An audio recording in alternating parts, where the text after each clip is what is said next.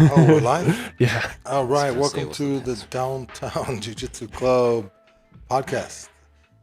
I'm here with Mr. Protein Poppy, George, Ebro, and Doug. We're here. We've been consistent. This is week number 4. And Yes, sir. little by little, we're figuring things out. And thank you all for tuning in. We're live, so feel free to send us any comments, any topics you want us to discuss. We have quite a few topics to discuss, right? We had, well, actually, before we jump into those topics, quick reminder: July 26th, that's a Saturday. We're going to have the next apparel drop here at the Downtown Jiu-Jitsu Club. We're going to make an event out of it. So if you can mark your calendars, July 26th, that's a Saturday. We're going to have a great time here. So keep an eye out on the schedule. We're probably going to move things around that day, just try to make a special event out of it. We're also been talking about organizing a free self-defense session for our members and their friends, family, anyone you want to bring in to get them exposed to jiu-jitsu, bring them in for a free class. We're going to try to tie out that all together July 26th when we drop the apparel. And then we're also shooting for the grand opening of the weight room August 1st. And yeah, and congratulations to our friends at All Star Jiu Jitsu. This past Saturday, there was the grand opening event. It was such a beautiful event. For some of us, it was the first time seeing some of our training partners. Um, yeah, what did you guys think? I know you were, George and Ebro were there. That was pretty cool, right? Did you see anybody you didn't see for, the whole year?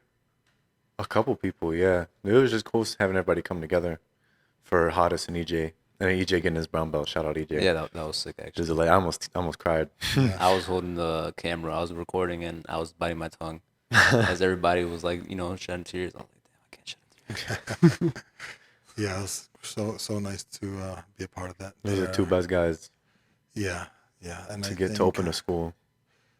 yeah, and why do you think that is? What is it about their approach to life or jujitsu, or what sticks out to you guys You ever about? seen him not smiling? True. Not having a good time?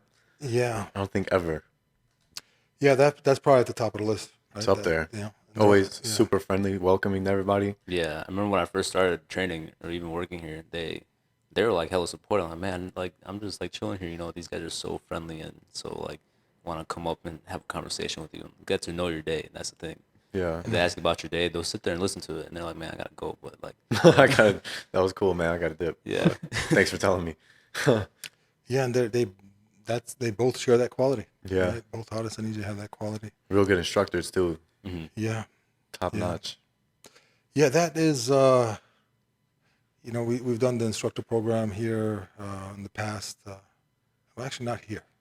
I'm putting my ideas together to start something like this in the near future. But on that topic of instructors, one thing that I thought was something that I had heard over the years that I thought was very impactful, and something that they both possess.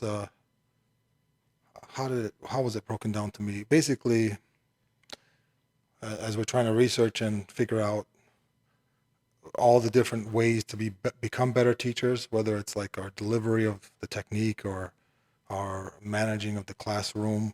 Um, there, basically, none of that stuff matters if the people don't like you. And even if you did a horrible job of managing the class and demonstrating the technique, if the people like you, they're not going to mind. Yeah. So I think that's something that everyone likes Hottest and EJ for the most part. I mean, the way the world is, not everyone's going to, but generally that Them positive two, it energy. might be everyone. Yeah, For those two. yeah, yeah. So yeah, God bless you guys. Wish you guys much success there. I'm sure good things will come. And yeah, it was a little bit of one of those moments you hope you don't start crying because you start getting flashbacks of like over the years. I had flashbacks of Hottest being an 11-year-old, and then now they look and see his families there and his parents and all that, and just to kind of also reminds me I'm old. Yeah. Because now he's a grown man with a family. So It's crazy. Me and EJ got our blue belts together. yeah, Yeah. So that's like, started training with Hottest when he was a brown belt. So for me, I know you obviously been here longer, but for me, I'm like, damn, I'm newer, but I've been here for a minute too. Seeing these guys come up, man, it's beautiful. I love it. yeah. So They also take their craft seriously, right? That's they don't that's the joke around. combination. Yeah. Hottest will, you still see someone show him something, he's like mind blown. So it's like he's not like I know everything. He's trying to learn. And there's never once in my life that I saw a technique that I liked and I showed it to EJ and he didn't know the move already. Pissed. Yeah. Every time, don't matter what it is. EJ's just like so technical, man. It's crazy. I tell everyone that EJ's thank God I'm bigger than EJ. Like, cause if I wasn't, that guy would run through me every training session. I promise you. Yeah, those are the two main takeaways I have. They are always smiling, and they are on a path of mastery. They respect the art, the technique, and I think that's those are huge takeaways. They take it serious, yeah. Yeah, and what else? What else do we have going on? Anything else this past weekend or this week that you guys? Chicago Open. I know some of our guys. Shout out to people competed. Yeah. Yeah, Amber took first place. She took first place. Nice. I haven't I been think on so, social yeah. media as much, but congrats, Amber. Everybody else I know, Cisco was in there. Yeah, it just this last year with there being no tournaments and now they're starting to come back. I don't know, it kind of felt like just a big fog. I didn't even know that the Chicago Open was happening. I mean, I'm embarrassed to say that, but Chris too. Chris competed as well. Shout out Chris. Shout out Chris. It was all really good. All purple belts too. That I'm thinking about. Oh. So they had a stacked purple belt division this year. So all real good guys. I heard you guys talking about like competing and the mindsets going in, and I like what I was setting up. So like, can you guys go back to that, touch that again? Because that was pretty interesting listening to it. yeah, I mean, a lot of stuff that I was saying, me and Ibro were having that conversation earlier. I pretty much just regurgitate a lot of what I heard from the guys over at the Wrestling Mindset podcast.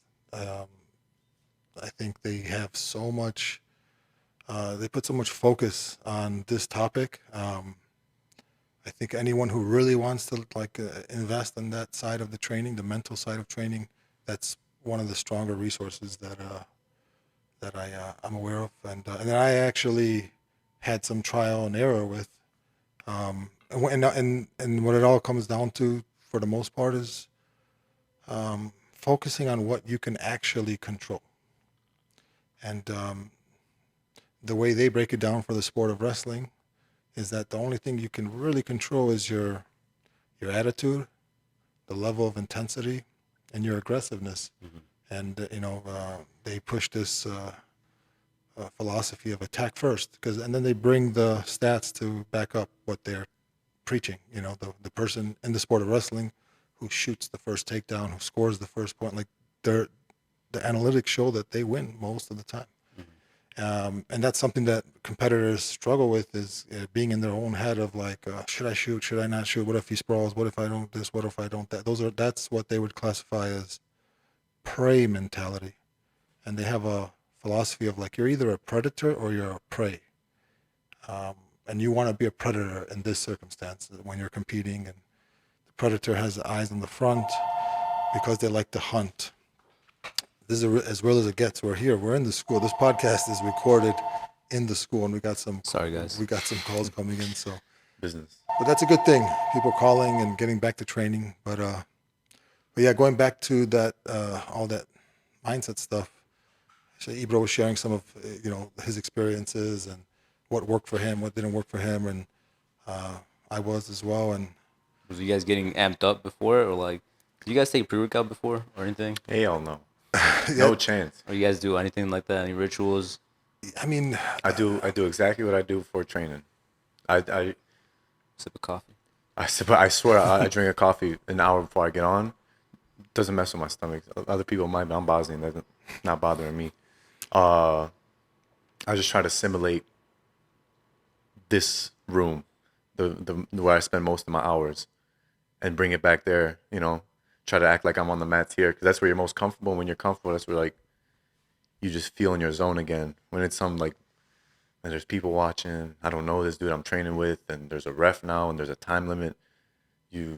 Those things start to come in, even though again you can't control that, and that's part of the game, but you control your mindset about it. So it's like if I come in, and that's why I was telling him I don't do the mean come in like, oh, I'm a tear through these, I'm a monster, I'm this, that. That's not who I am. I've never been that type of guy to like, even on the mats here, I'm just smiling, I'm having fun. It's like I bring that to the tournament because I'm like, it's what I do. Why would I change? Yeah, why would I train 99% of the time one way, and then this one day out of the year I'm like, I'm this mean guy now. I'm this crazy, Like slapping myself on the mat. I'm like, yeah. I come on the mat, I smile at the dude, I shake hands. What's up, bro?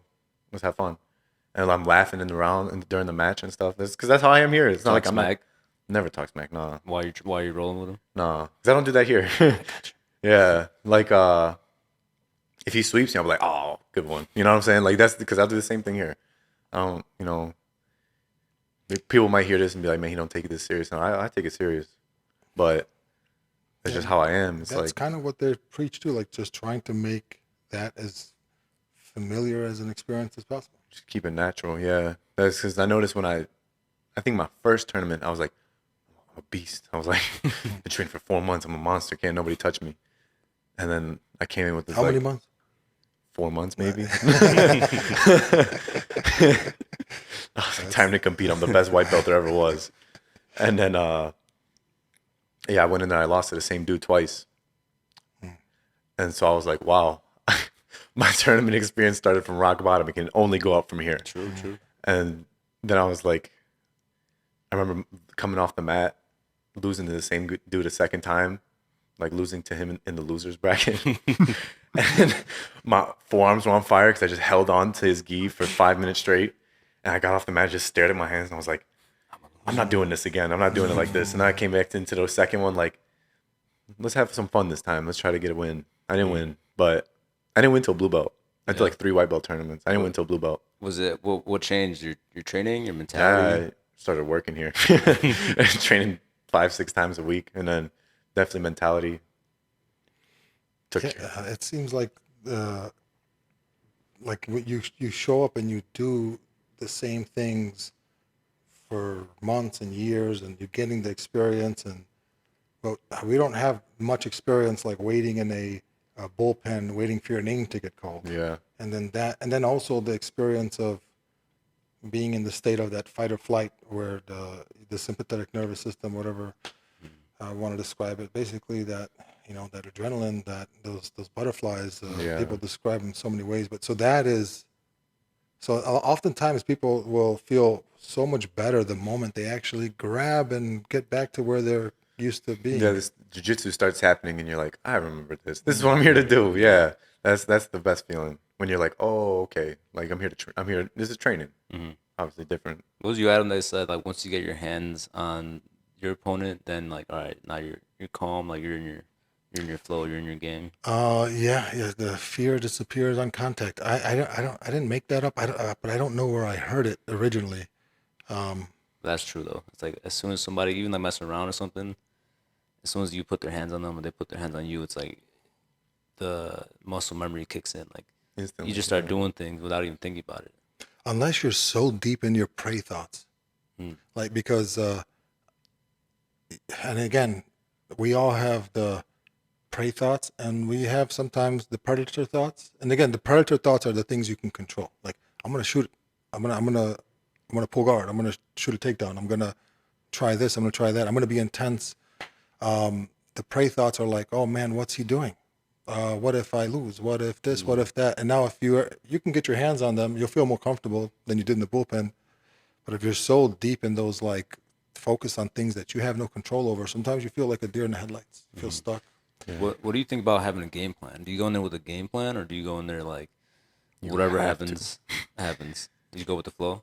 You have to.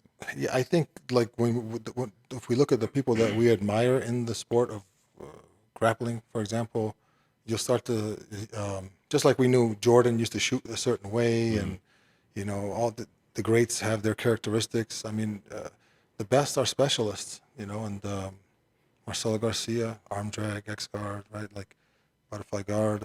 So I think definitely your training is going to shape the way you do things, and I think you want to get started before your opponent does.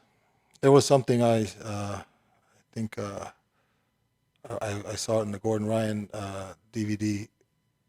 Basically, something to the extent of like the match is going to consist of offensive and defensive cycles. And if you have good competition, you're going to be on defense sometimes. You're not going to just run through every single person every single time. But knowing that, and the objective is to stay in the offensive cycle longer. So if it's a 5-minute match, if I was on the offense for 4 minutes, I'm probably going to win. He's probably exhausted. So like, and that kind of ties into the wrestling mindset podcast, guys. Like, let your offense be your defense. Like Marcelo Garcia said, I believe, was like, if you're on offense, he has to play defense, and if he's playing defense, he can't really play offense. So I think that like you start to see, the same kind of advice, among a lot of the greats.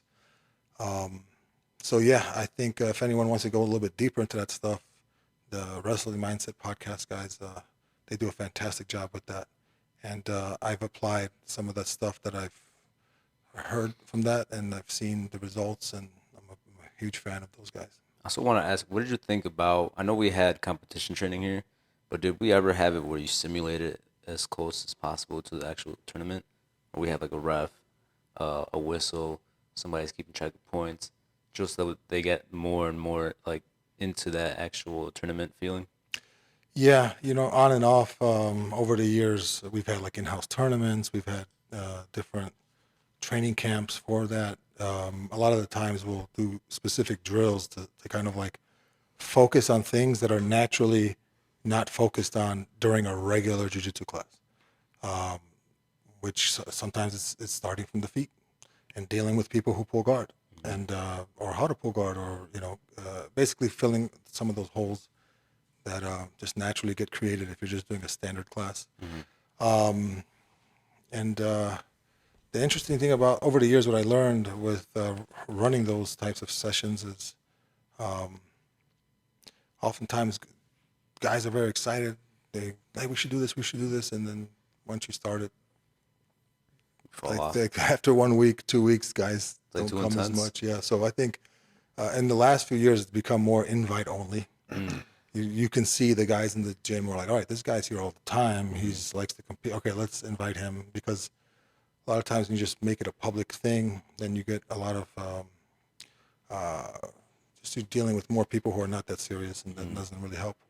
But yeah, I think it's there is a unique thing.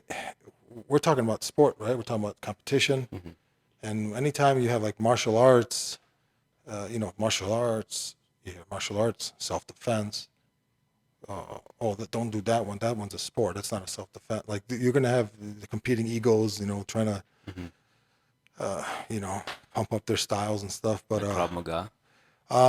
actually, I don't know too much about Krav Maga, but one thing I noticed is all the martial arts that have a like vibrant sport tradition, all the ones I can think of, they're pretty good.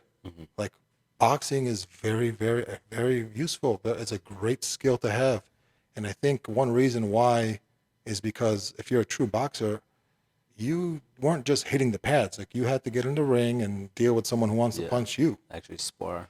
Yeah, and that's where the growth happens, is in the struggle. And same thing with wrestling. Wrestling is an amazing skill to have. I don't think it would be as great as it is if they never actually wrestled, if they just practice wrestling philosophy. You know what I mean? Yeah. But no, you got to get in there and you got to deal with someone trying to like, outwork you and deal with adversity. And so all the martial arts that have these sport traditions, what's interesting is if you've been in a real fight, if you've been in a situation where you're dealing with confrontation, or you've been to a tournament and you have to compete, there's a lot of crossover, because it's that fight or flight you're dealing with again. If someone is now like threatening you or confrontational, your body gets into fight or flight, whether you want to or not. If you go to the tournament the night before, the day of, whatever, like people are going to go through deal with those same nerves. And I think if you are active in a sport tradition, combat sport tradition, you're almost like mastering your control over your nerves and your adrenaline and I pulled up this custom model quote that reminded me of. It said, "You must understand fear so you can manipulate it. Fear is like fire. You can make it work for you. It can warm you in winter, cook your food when you're hungry, give you light when you're in the dark, and produce energy." He's also saying, I remember he said something along the lines of, if you learn to control that fear, yeah, it could either like kill you or it could help you kill. yeah, I think he stole that from Rocky Balboa. No, I'm joking. Rocky stole that from Customado. Oh, okay. Yeah, Rocky. That's from Rocky 5 too. He said something similar when he's training Tommy Gunn in the basement, and he asks him, "Who's your favorite? Who's your best friend in Oklahoma?" And then Tommy Gunn, that's Tommy Morrison. He said, "Oh, he named some guy," and then Rocky said, "No, your best friend is a guy named Frankie Fear, and if you learn how to control your fear, the fire inside you, you can use it to burn your opponent up. But if you don't learn how to control it, it will burn you up." So there's so many like custom auto quotes and just great gems scattered throughout all those Rocky movies. That's something I'm realizing the older I get. A lot of people haven't watched some of the stuff that my generation grew up on, like Rocky. Yeah. I think that's a great series. Very. We watch anime. Yeah. No, that's honestly, there's a lot of like inspirational like vibes in anime where you're like, it's like almost like Rocky. I wouldn't say it's the same, but it's to the point where you're thinking like, oh man, I gotta train harder now because all they want to do is just train hard, and when they see somebody that challenges them, they're like finally a worthy opponent to make me grow in myself. Oh, very cool. Yeah, but that is like this is going back to like the sport stuff. Man, this is there's a lot of value because imagine if we trained without having to deal with any adversity. We don't know what it's like to be tired. We don't, you know what I mean, or have to deal with someone when you're exhausted. All that stuff, So these guys are laughing at the anime. No, I value the anime. I will watch it.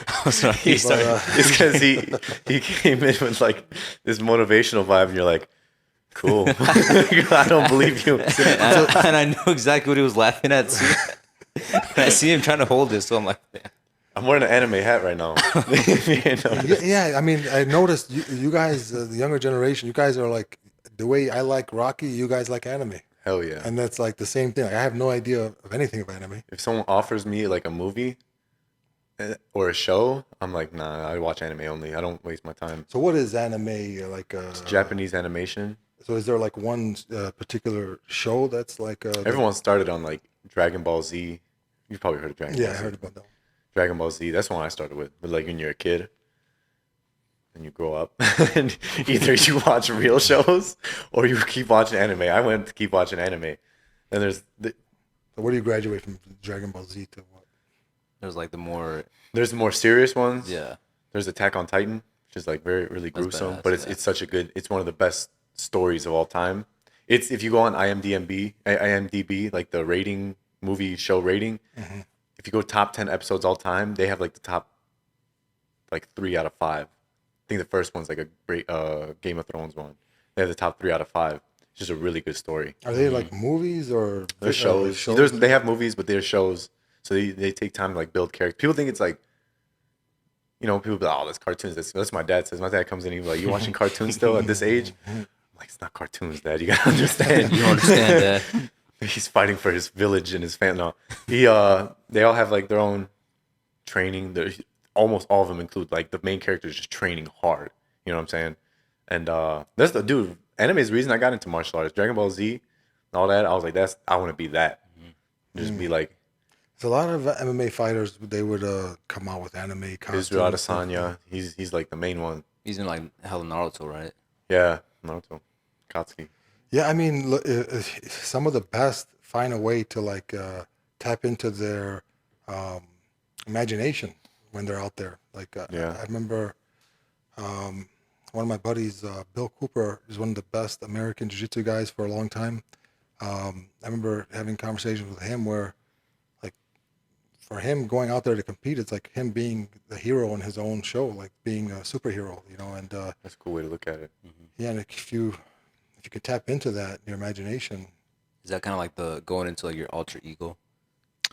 Yeah, I don't know. I think it's I took a sports psychology class, and they're saying like building an alter ego was part of like this one project that we had to do, and he was explaining how like a lot of the athletes they work with sports psychologists to build this alter ego, where they're basically like the best version of themselves. Like you said, you're not that dude when you go out to the mats, but your alter ego may be that dude who slaps himself in the face. You know. Damn, I'm gonna use that. I'm gonna do that. I'm gonna build one today. I Yeah. swear. No, I swear. I never heard that, but that's No, it's dope. I like that a all lot. real. It's like all psychological. It's all about like even like going as deep as like naming who your alter ego is, bring them out, like what they do. It got a little bit like weird to a certain point, but the other points made a lot of sense. Where it's like building who you want to be, even if you're not that person now, but it's who you want to be inside. You can still have the choice to be that person. Yeah, it seems like it's another way of like just getting focused, right? I had some sports psychology sessions, and it was the same thing. The advice was like, all right, when's the tournament? Okay, until this date, before you go to bed, you're spending time just visualizing what version of yourself is walking out to the mats. So how is that version walking? Are they walking with a hunchback or upright posture? What is so now you're spending time like visualizing this. When you wake up in the morning and you brush your teeth and you're looking in the mirror, like that is that alter ego. Like, okay, how are you brushing your teeth like the third place guy? Or are you brushing your teeth like the first place guy? And it can be a difference in posture. Yeah. It can be a difference in just like Chewing your how you food 30 carry times. yourself. Yeah. And then now when you go to the gym, how are you walking around before sessions? Because there are so many. Imagine this. Imagine like I go to bed and there's no focus on any of this. And I wake up and I don't even brush my teeth. Or if I do, I'm just whatever. And I go to train in between rounds. I'm just like so lazy and just everything is lazy. Like, how do you expect you to turn into that beast when you're at the tournament? It's a practice. You have to practice visualizing what kind of beast and how does the beast walk and how does he talk and and then you try to follow those footsteps and with the goal of becoming that. It's kind of like that saying how you do one thing is how you do everything. Yeah, that sounds like you're working towards that, right? You're kind of like starts with a vision. Yeah, it's like if you want to, like you said, if you want to be, how does that first place guy brush his teeth, or how does he like go about his day? How does he hold himself? Yeah, and yeah. Hello, Hello. we got Ray in the house. What up, Ray? Yeah, so it's as real as it gets. We are unfiltered. We're here. We're live. We got all of our day-to-day phone calls and friends coming to visit. So, yeah. And if you're watching, you're in Chicago, downtownjujitsuclub.com. You got our schedule. If you have your mobile phone, you can search in the apps to find our app, the Downtown Jiu-Jitsu Club. The biggest error people come across is misspelling jujitsu. So it's Jitsu. You can see it on the screen there, on the YouTube title. Yeah. But yeah, and a lot of this stuff, I might get carried away and start talking out of my field. Again, if you want to get into that stuff, I think the Wrestling Mindset podcast guys do a great job. They have great references. Did you guys check out the fights this weekend?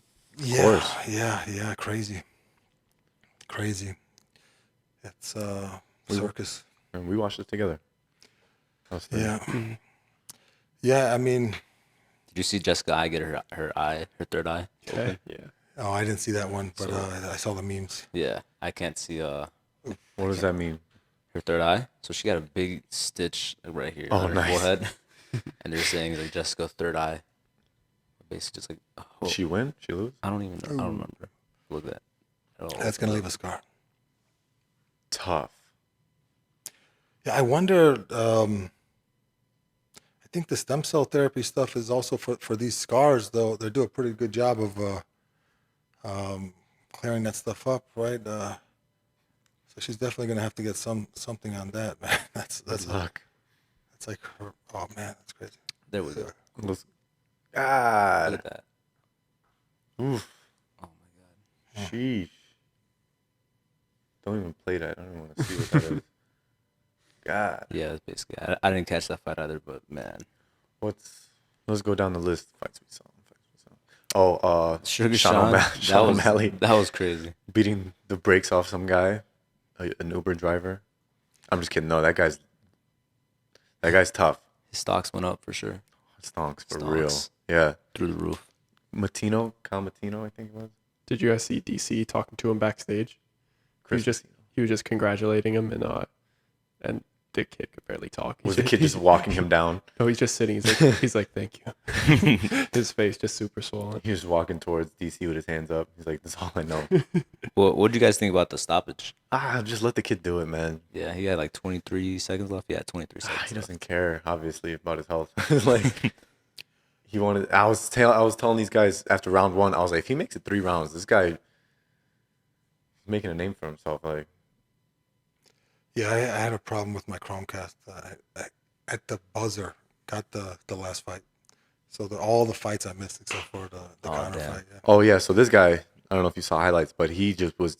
Sean O'Malley was in his bag and just piecing this kid up. He hit him with 240 significant strikes.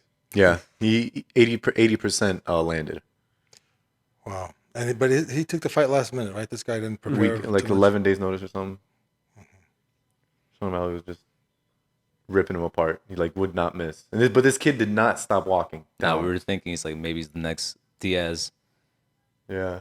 Oh, so he's staying in the middle. the whole time. He was pressuring them the whole time. walking You him wouldn't down. think like Walk him down. he just.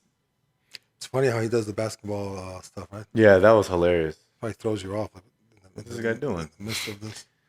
Just So what do you think is O'Malley's like primary strength? Obviously, he's got great skills, but it's his length or his just striking is on Creativity. point. Creativity. Yeah. the creativity, right? Yeah, He mixes it up real yeah. crazy. Like Definitely the length and the creativity.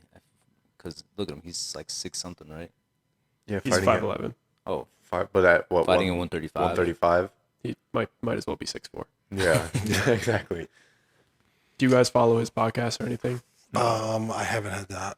His consistency is crazy. Yeah. Like him and his coach, like they're just boys, and all they do is train, recover, eat perfect. Like that's what all their I whole wanna do. podcast. That's all their podcast is about. Like they open it up and they're like, "How'd you eat this week?" And he's like, "Perfect." And he's like, "Yep, same." And then every single week, same thing. nothing but positive vibes. Consistency is key. Yeah, we got to follow that lead, man. Who else? Oh, Greg Hardy tied to Ivasa. Oh yeah, he got knocked out hard. How bad? Yeah. And he did 2 shoeys. Did you guys see the dude pour the Pour hot sauce Poirier into the sauce shoe? into the shoe. Yeah. You know how Tai Tuivasa does the shoey where he Yeah. pours beer into a shoe. This guy gave him his shoe, poured a beer, and then right before he gave it to him, he poured a bunch of hot sauce into it. I don't think Ty saw that because he drank it. And he was like, "What the hell is this?" Can you imagine in that audience, there are people there whose shoes are like Disgusting. so damn disgusting that would probably make him stop, right? Like there's like They're not getting. Just the They're not getting odds. ringside tickets though. That's true. yeah, that's probably makes the odds go a little bit. Let's go to the real stuff though. Conor McGregor Yeah, snapping his leg. Mm, yeah, that's that's rough. They say that I think his coach was mentioning that he already had a lot of stress on that foot just from training. Yeah, I saw that today. He tweeted it.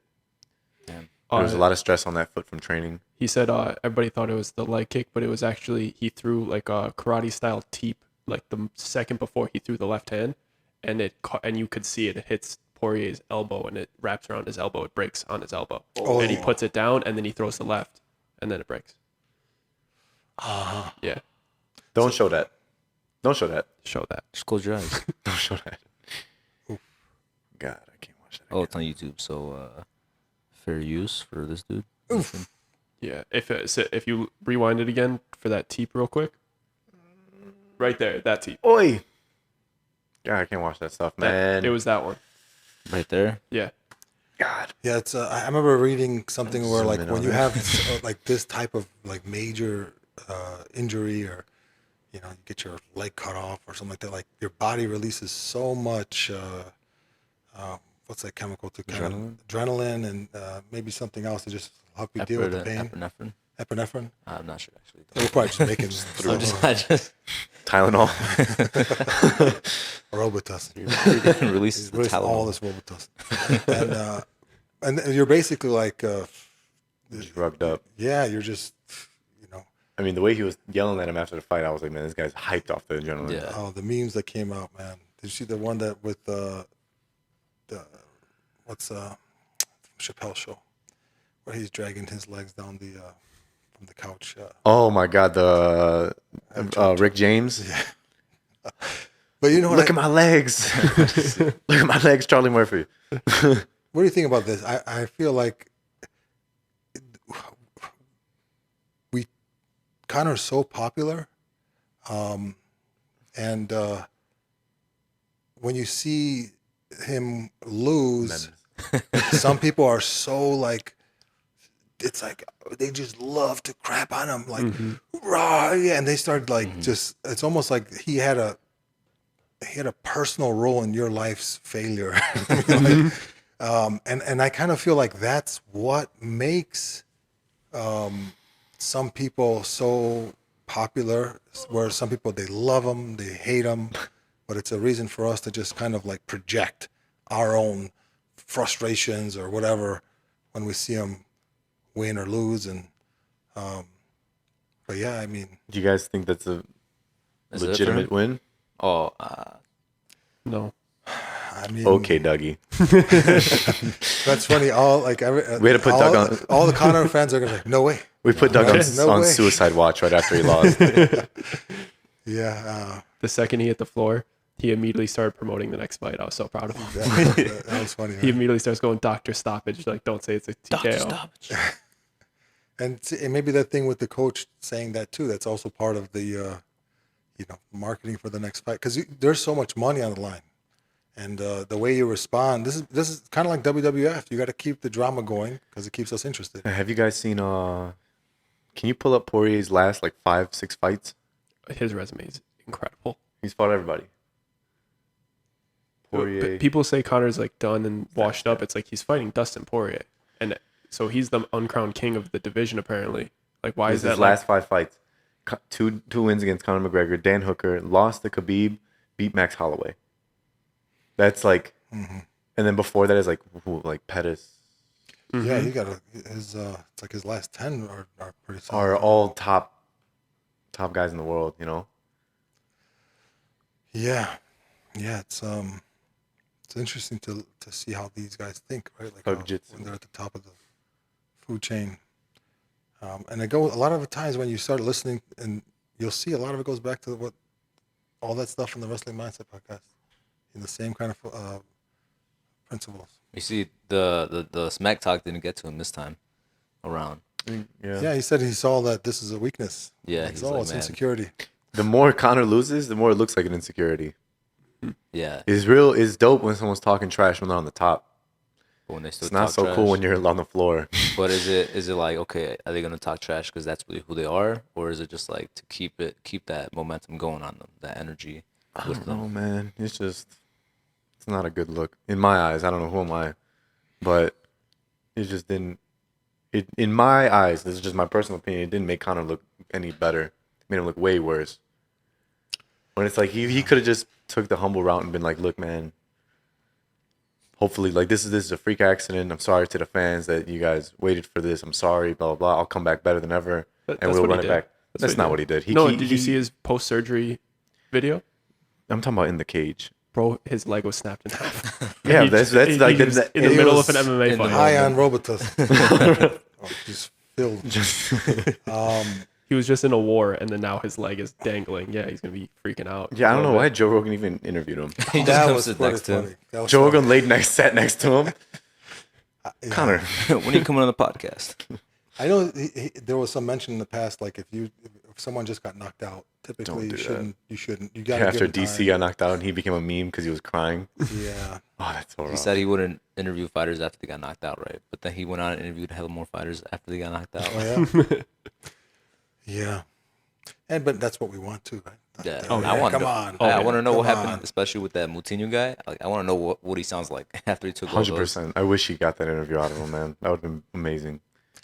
Yeah. I mean, obviously, we're gonna feel a certain way about certain some these fighters or athletes or whatever was put in front of our face based off of what they say, decisions they make.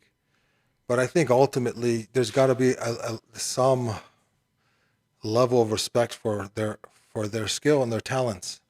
You think he took it too far when he was talking about killing him? Yeah. Yeah, I mean, I don't think Conor learned anything from the Khabib fight. yeah, he goes to the extremes and pushes. These are lines that are like those unspoken rules. You don't talk about family. You don't talk about certain things, and he habitually crosses them. Habitual line stepper. Yeah, and that's why I think it also gets so many more people tuned in to see him pay for that, right? Or At what point is he saying these things for the person's benefit? Like, yeah, I'm saying terrible things to you, but you're benefiting off of this. I'm doing this for you. What do you mean? He's not doing it for them. Like trying to build up the fight? That you can't take the accidental byproduct of him doing it and say that he did it on purpose. I don't think anything he does is not intentional. No. Or let's all appreciate how much of a Conor diehard Doug is. I'm just bringing It's like he has never done anything not intentional. That leg break was intentional. It's all part of the plan, guys. I'm just saying he threw that dolly through the window, and they sold 2.4 million pay-per-view buys. Yeah, but he was also off cocaine. And proper whiskey. Proper whiskey. But that also, I think now it's like, what are the lines? And so, for example, Khabib showed him where the lines are. yeah, I mean, you see, like, man, I think the deeper you go, you can probably find so many different angles. Like, for example, if it's all about money, if ultimately like money is your god, then all this stuff is justifiable because it's going to give you more money. But for some people, it's not about, like, some people are going to fight for honor, Khabib. right? And but this is it is what it is. Some people, money is our god, and that's why I'm on. Or some people, it's honor, or some people are just want to take frustrations on anybody, and so. But I think for ourselves, like, what would be your line? You're gonna like this, Ebro. So at what point is he just giving these really good people a huge platform? And he's playing the villain, but he's giving the best people that he could find the biggest platform in the sport. Is that why he said you need people like me? I don't know. Maybe. Looks like George is on my team now. But I wanted him to win, not gonna lie. And I lost Kababi bet on it, but sorry. But what do you think about that quote? You need people like me. That's from Scarface, right? That's, Yeah. Yeah. But what do you think about that quote? Yeah, some people do need people to talk. Like, they need to talk. They need to crap on people. And now, like, so some people are just like feel so much better about themselves crapping on Conor right now. Yeah. Yeah, he's such a and it is not. There's like, for a moment they don't reflect on what they need to work out. Everyone wants to say be humble, but it's like, no, you just want people to be humble so you feel comfortable. Like, you know what I'm saying? Like, Yeah. like they want him to like shine. Every headline I saw was Notorious doesn't have the aura around him anymore because they see a special person. It's like, oh, it's just pure jealousy. What's special about you? No, like, let's bring him, like, somebody humble him, bring him back down to our level. Oh, true. Khabib. Okay, I see. You know what I'm saying? It'd be like a Batman. Khabib has an aura around him still. And he didn't have to talk that trash. True. But that's like his... Hey, Khabib talk plenty trash. I smash. That's not. He didn't bring in Conor's wife. Yeah, so I think that's where it comes down to, like, are there lines? Like, is there, like, that could be a legitimate one? Like, don't talk about my children. Like, that's too personal. And then, but good luck keeping everybody in line. Yeah, Like, it's just business. Yeah. Seems like this ain't business no more. Nah, I'm a jump kick you. But yeah, I mean, we're talking, right? We're mentioning their name. There's something there that's working. I think it's totally okay that these guys like smash him and then go and jump their whole team. Like, yeah, that's probably the outcome, but like, cool. That's pretty much what he was looking for. This is turning into WWE. Yeah, a little bit. Right? Like, because it's like the real WWE. Because the best part of WWE was not the fight. No. It was the crap talk before the fight. It was the antics, in the, I don't know. I used to love watching that stuff when I was a kid.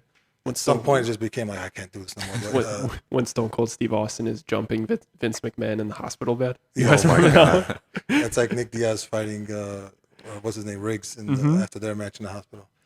There's something about this kind of behavior that gets us talking and interested and leads to pay-per-view buys. But yeah, it's all entertainment for us, ultimately. I think we shouldn't get so personal. I hate this guy. He's such a... Or even, I love this guy. You don't know him. Yeah. You don't know either of these guys. The one that seems humble could be the biggest jerk, and the one that's the biggest arrogant guy might be doing the most behind the scenes. We don't know these guys. Oh, But we know they are talented athletes. Craig Jones got injured. Wait, I thought you had to be 18 to get a black belt. Well, that guy's Mika Galvao was next level. You seen this guy? I don't know. This guy's crazy. Yeah, I mean, I've seen some 17-year-olds get it too. I don't know. There is a rule now, right? Like 18 is it that the rule? I thought it was. Yeah, there might be. But the whole, jiu-jitsu community doesn't all march to the same beat. There's going to be some differences between legit camps all over the place. But I'm sure the kid is pretty good, right? I think that's who did he get the black belt from? Let's see. He got it from...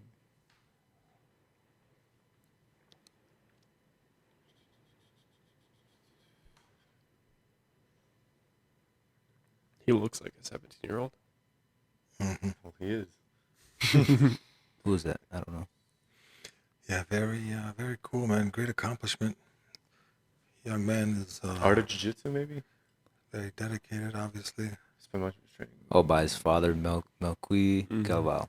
Oh, very cool. That's his father, maybe not pointing any fingers, but giving him some publicity. Yeah, he's from Fight Sports. That's a very tough team. Yeah, that's great, man. But that's where Cyborg trains, right? Yeah, and Wagner Rocha, I think, too. Yeah, Florida has really good jiu-jitsu, especially like Miami. All over Florida, they got really good jiu-jitsu. Is it like all the coastal cities? Yeah, it seems like they got a head start with the Brazilians, probably not. Chicago and all these Midwest cold states are probably not the top of your list. No, not. They're more for like wrestling. Yeah, I mean, because if you're from Brazil, probably used to that climate. So going to California and going to Florida, when jiu-jitsu was starting to blossom in the States, it seemed like those states generally got some of the talent earlier on. But then sometimes you're at the mercy of your visa, and you got to come to Iowa, Illinois, here in the Midwest. And so, yeah, it's been cool to see that progression, just seeing how things were, how they are now. Has it changed a lot over the years? Like since when you started training and then now, like that whole shift into like more of this modern jiu-jitsu, I guess you call it. I mean, one of the biggest things I think America is the place to be for jiu-jitsu. Like all the talents here. It used to be like, there's no doubt about it, Brazil is obviously the best place, but a lot of the guys, they get to a certain level and they come to the States. I mean, there's hotbeds all over the world, but I would argue that we've caught up in America as a whole. So that's been cool. Because thinking back 20 years ago, you knew every black belt in your region. I mean, now you don't know every black belt in your city, or even your neighborhood. I mean, like, it's growing very quick.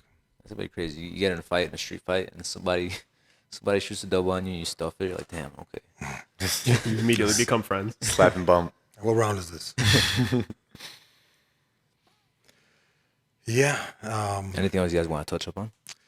Yeah, I think, how far are we in at this point? 49 minutes. 49 minutes. Mr. Ibro's got a private lesson in a moment.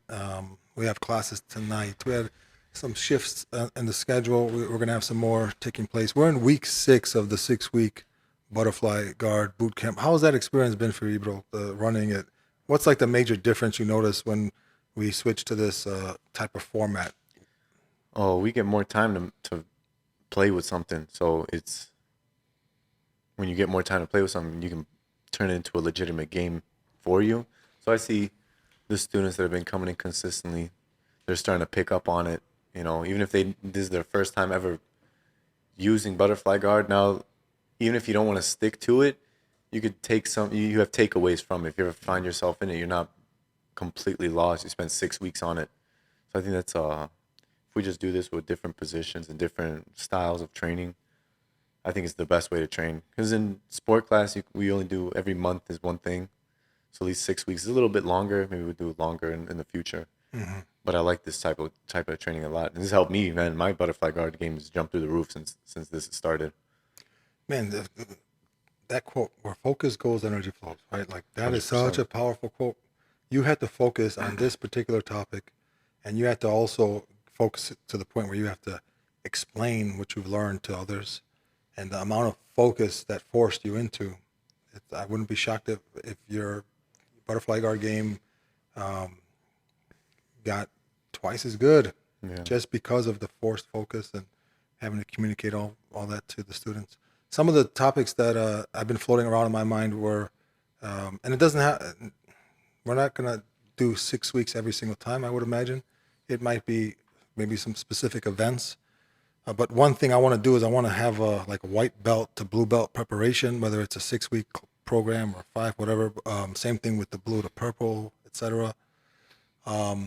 That's where my mind is at right now. But if there's any other topics that you all listeners, members of our community, really want to see us put more focus on, let us know. Let us know in the comments. Let us know here when you see us passing in the school.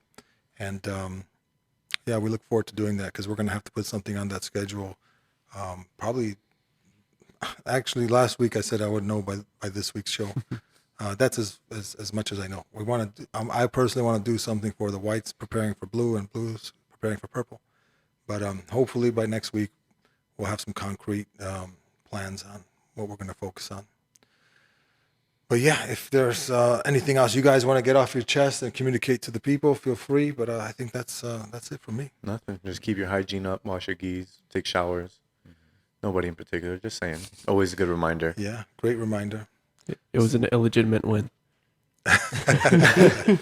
Okay, Doug. You're going to see Doug in the next Conor, what's that thing when they follow you around for the show? The embedded. Embedded. Not talking to him, just in the background.